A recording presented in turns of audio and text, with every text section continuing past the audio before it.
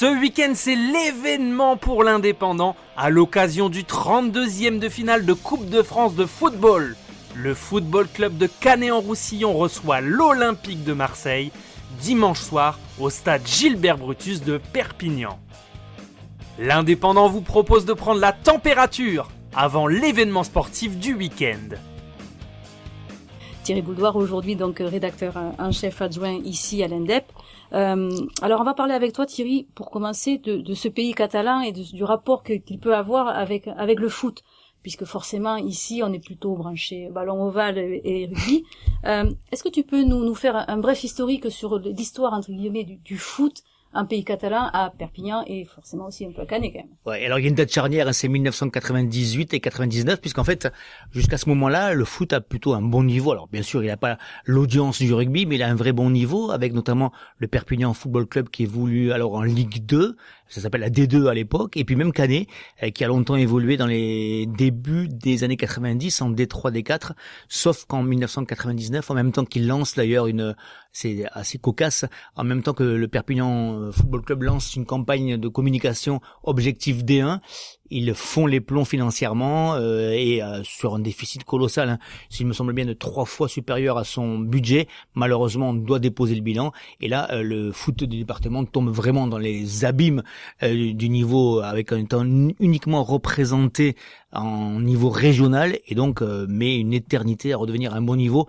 Il est revenu à un niveau, on va dire, acceptable il y a maintenant 5 ans. Avec le Canet Football Club? C'est ça, exactement, le Canet-Roussillon Football Club, qui avait une bonne petite équipe régionale et qui est repris par des dirigeants qui ont relancé le club, qui était alors à l'époque en DHR, c'est la régionale 2, c'est la 7e division, et qui en 5 ans désormais a réussi 3 accessions, donc maintenant évolue en N2, qui est la 4e division de département, et surtout a fait 3 fois un 16e ou un 32e de finale de Coupe de France. Et on se souvient du dernier face à Monaco. C'est ça, exactement, c'était en 2019, à Monaco, début janvier déjà, avec un 32e de finale où Monaco s'était imposé 1-0.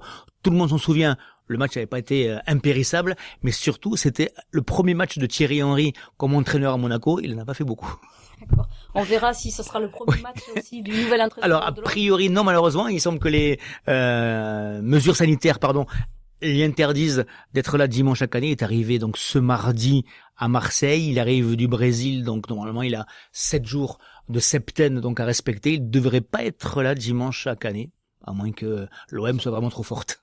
Et justement, pour revenir à l'histoire de Canet, de son accession à des niveaux supérieurs, est-ce que tu vois ce qui a permis à Canet de remonter? Ouais, je pense qu'effectivement, d'abord, le projet était cohérent. Il y a eu toujours des projets ici, et beaucoup de clubs qui se sont un petit peu déchirés. Là, il y a un projet cohérent. Les dirigeants de l'époque qui ont repris ce club ont décidé de faire confiance à des anciens joueurs d'ici qui avaient évolué à des niveaux supérieurs, ont réussi à les faire revenir, notamment en leur proposant des reconversions professionnelles. Donc, il y a eu 4-5 joueurs, je pense à Posteraro, Avier, à Jordi Delclos, et puis avec, par exemple, Maxime Ferré, qui lui était toujours resté canétois, et qui ont créé un vrai noyau de joueurs de bon niveau, de même très bon niveau, derrière avec un projet sportif et financier cohérent, pas démesuré mais cohérent, et qui avec l'apport d'entraîneurs, d'abord Raphaël Girardot, qui lui est un mec d'ici, William Prunier qui a amené une sorte de professionnalisme un petit peu exacerbé, mais qui a très bien fonctionné par le niveau des résultats, et puis aujourd'hui Farid Fouzari. Donc il y a un vrai projet cohérent depuis 6 ans maintenant à Canet.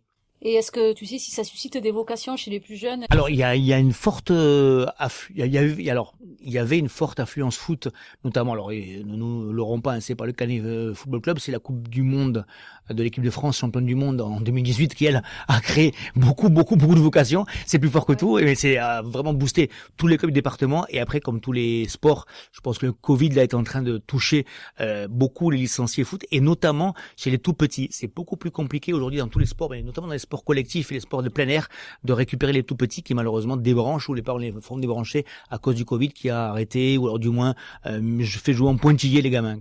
Bon, ils pourront toujours rêver dimanche soir en regardant, en suivant le direct du match Canet-OM sur l'indépendant.fr. Je te propose qu'on se retrouve demain pour parler de ce match à proprement parler. Avec plaisir.